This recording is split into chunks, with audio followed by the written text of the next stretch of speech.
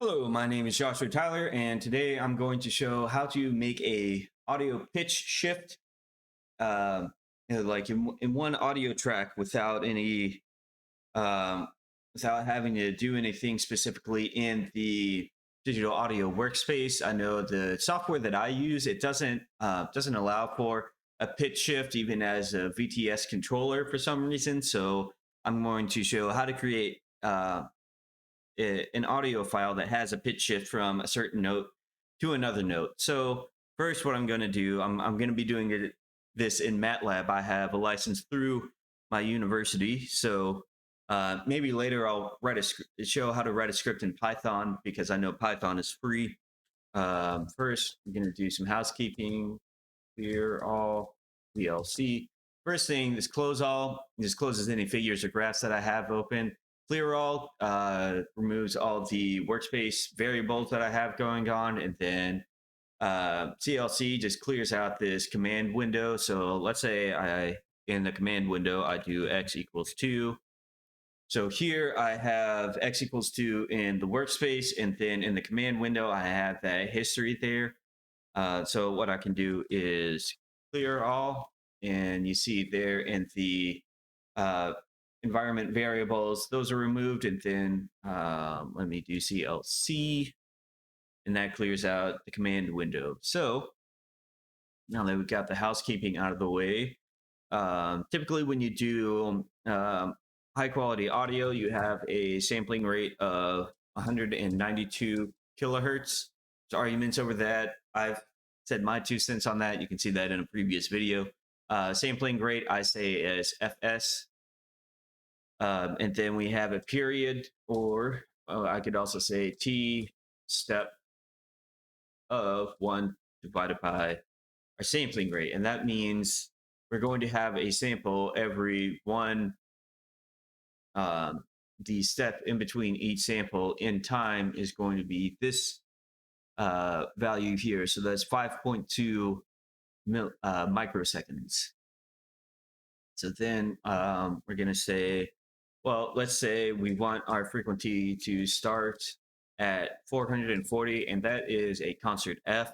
There's some college that posted some list that has notes, like notes on the piano and their associated frequencies. So you can see what like D3 to F7 is. And then Fn, I'm going to say an octave below that. So that would be 440 divided by 2, and that's 220 hertz. And then what I'm going to say is I want this to shift from the starting frequency to the end frequency in the space of one measure. So measures equals 1. And then what I'm going to say is typically what we say, typically when we make electronic music, it's either in 6/8 or 4/4. And then this instance, I'm going to say, let's see, beats per measure is 4. That's 4 beats per measure, 4/4. Then I'm going to say our beats per minute. I'm going to, for this example, I'm going to say 120 beats per minute. I know some others use 110. I know Skrillex uses 111.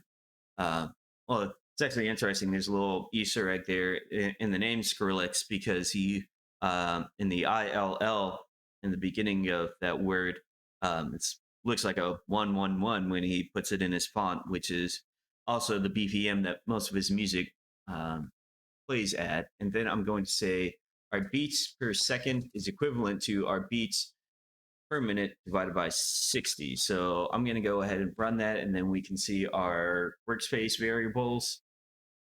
We have a BPM 120, beats per second is 2. You can see 120 divided by 60 is 2. We have our FN 220, F start 440. Sampling rate is 192, our measure, one measure.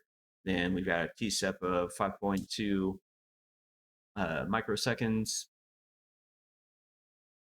Okay, and then, so what I want to say, well, I'm going to create my time array. So we know, so then we can say, our function, we can say at this time, blah, blah, blah, blah, blah.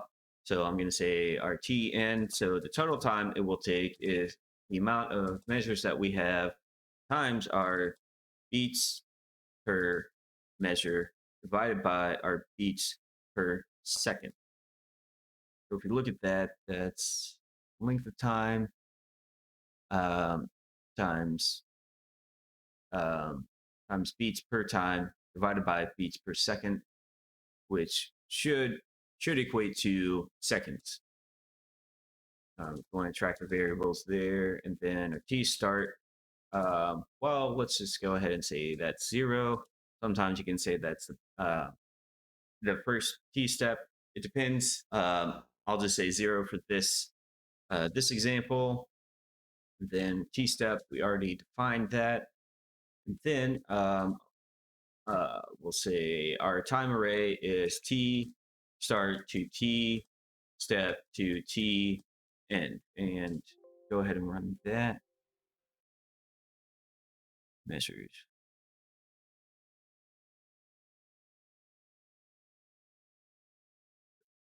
Go. Measure. Okay, there we go. We have our t start here is 0. And we have all these t steps here. We see that value here, t step there.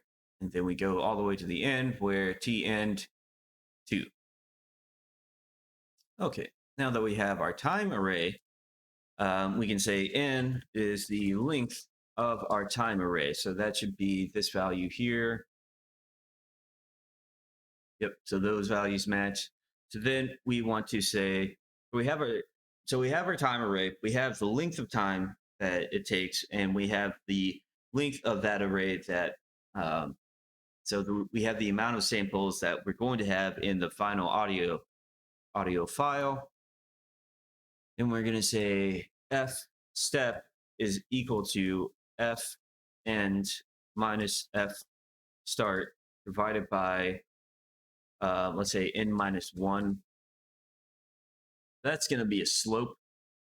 So f step, that's a negative slope because we're going from a higher value to a lower value. So that's going to be linear with a slope of, what is that, 5.7292 times 10 to the negative 4. Then we can create our f array, which is f start to in steps of f step to f end. And we run that, and then let's take a look at our f array. So we start at 440, then we have that step there, and we step all the way down through each sample, all the way down to 220. So then what we can do is create our omega array, and that's 2 times pi times f. MATLAB runs in radians instead of frequency. So an easy way to convert from frequency to radians is just multiply by 2f. And then if you need to convert back to frequency, you just divide by 2 pi. It's very simple. And then what I'm going to do is clear my f array because that we no longer need it, and that's just taking up memory. So we'll delete that. Okay, and then I'm going to create a signal. I'm gonna create an array called signal, and I'm gonna say 1 to n. The reason we go ahead and clear that is because we go ahead and allocate the memory needed for that array. If we increase the size of the array as we go on through the for loop, then that takes more processing time, because every time we increase the size of the array, we're allocating more memory, and the memory controller has to reallocate. So it has to process that reallocation every single time. So if we create the size of the array initially, then the memory only has to allocate, well, the memory controller only has to allocate that memory once. And then I equals 1 to n, we're going to say our signal at each sample is going to be equivalent to sine times the frequency at that time times the t at that time. And we should see Then we put M there, that mistakes happen. So we see that signal is the same array. And then what we can check it by saying sound signal, and the rate that we play it at is the same as the sampling rate.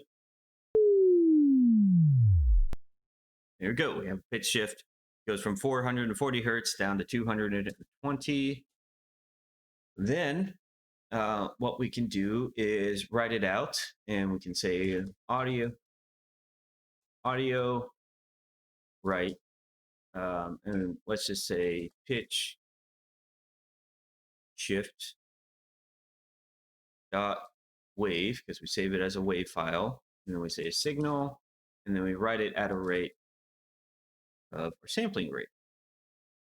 We should see after there we have pitch shift right there. Data rate. Yeah. There's probably 8-bit words, which that's good enough.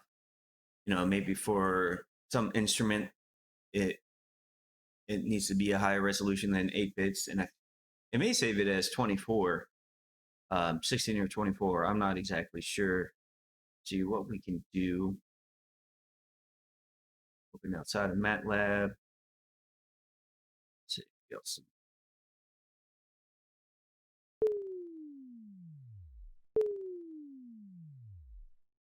I'm going to look at that file.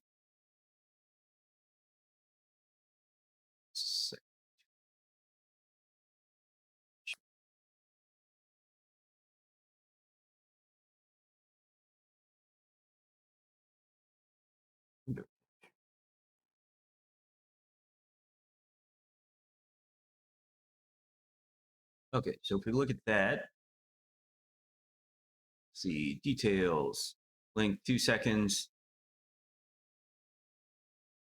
Okay, so we have, what is that? 300, 2037, 2 kilobits per second, and then we just divide that by fs. Okay, so we can see there it's running at 16 bits per sample, so that's a high enough resolution. That's typically what high quality audio is. Sometimes you run it at 24. It's rarely ever sampled it at 24. Or by the time it gets to the user, it's only 20. It's only 16. Now some CDs they put it down to 44.1 kilohertz and 8 bits. People listen to it, they enjoy it.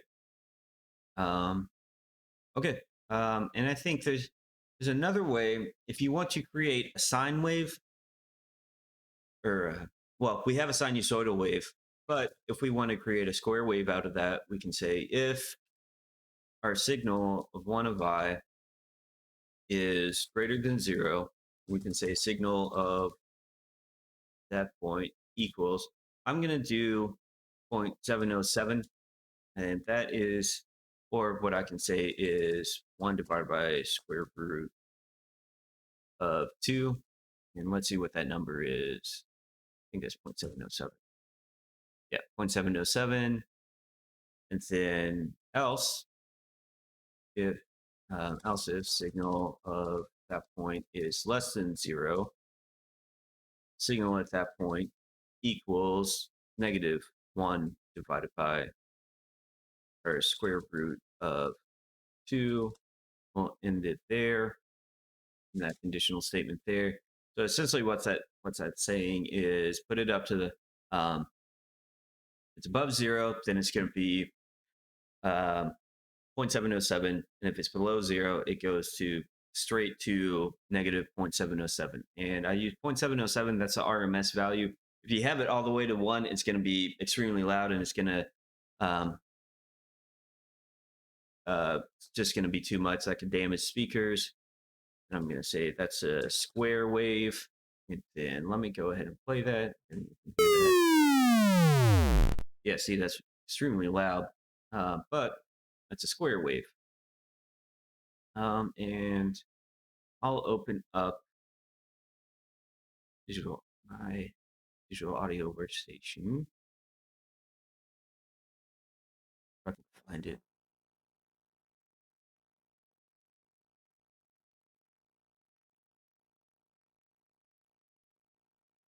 Um, that. Let me change this window capture.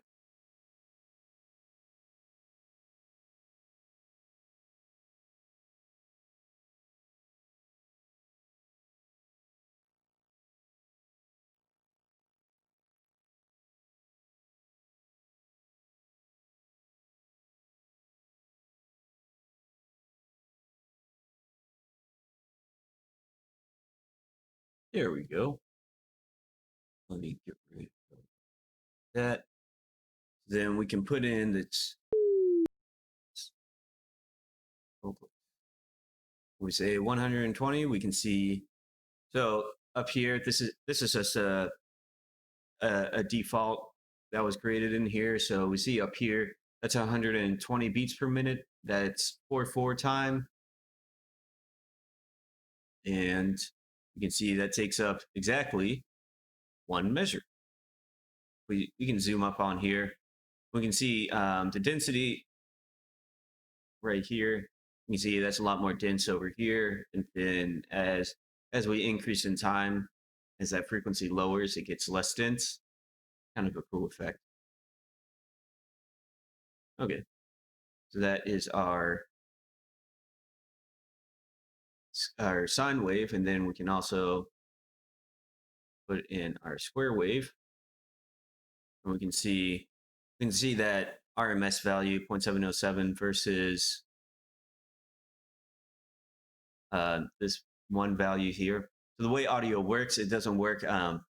Works on a normalized basis. So the maximum audio level you can have is 1, and the minimum you can have is -1.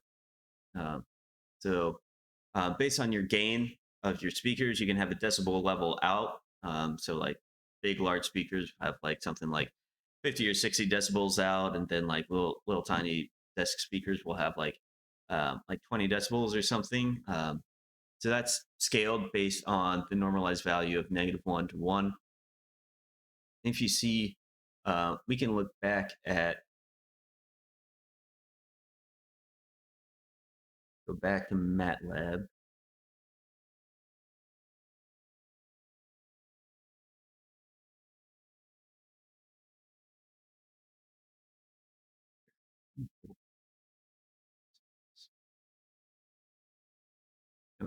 Let's go back to MATLAB. And then if we look at this actual signal, well, we have it as a sine wave. Actually, I'll stop it before it saves that. Then I'll just comment all this stuff out, where it has that conditional, and I'll also comment out the sound because I don't want to hear that. Okay. And then if we look at our signal, our initial value is 1, but let's just quickly find max of our signal, pretty much 1. So if we say round max signal 1, and then round our minimum of our signal -1. Okay, so I think that's all I need to say. Well, let's do it. Well, we can change it to 110 and see if that's still consistent with it. So I will say our beats per minute 110. Save that from being saved. Debugging, then I'll run that again. That gets saved, then I'll switch over to Visual Audio Workstation. And then change this beats per minute to 110. And then do pitch shift 110 there, and see that takes up exactly 1 measure. All right, I think that's all that I have to show today. Hope you learned something. I'll see you again in the next time if I do.